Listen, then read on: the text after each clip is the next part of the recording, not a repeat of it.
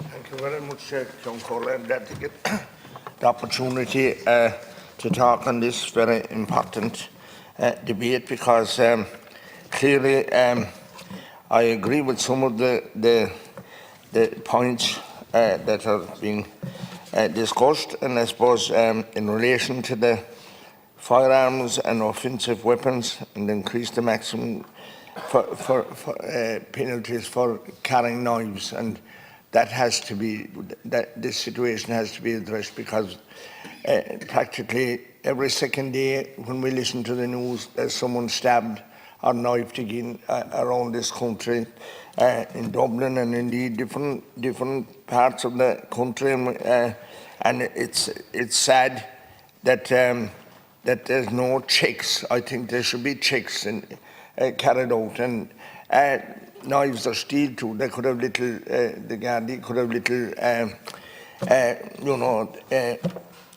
whatever that it pick up the steel in their pockets or whatever without going to much, without much effort, and that should be checked and ensured that we do something to increase the penalties, because this is very serious where lives have been, many people have lost their lives. In relation to this notion that you have to increase the fine payable by carriers where they allow a person to board a flight or ferry distant for the state without the proper documentation. And you see, Minister, I can't really understand this, because in the first place, the few times that I went to America and to visit my extended family out there, I got a severe checking in Shannon Airport by the US immigration officials. And certainly I wouldn't be left on board any flight there. In fact, I was held up on one occasion because I had a new passport, and I nearly missed the plane. So I can't understand. And the question I'm asking you, do we have immigration officials and custom officials in all the airports where people are coming directly to Ireland? And I can't see that he'll get much satisfaction out of carriers. For instance, Michael O'Leary. What satisfaction will he get from him?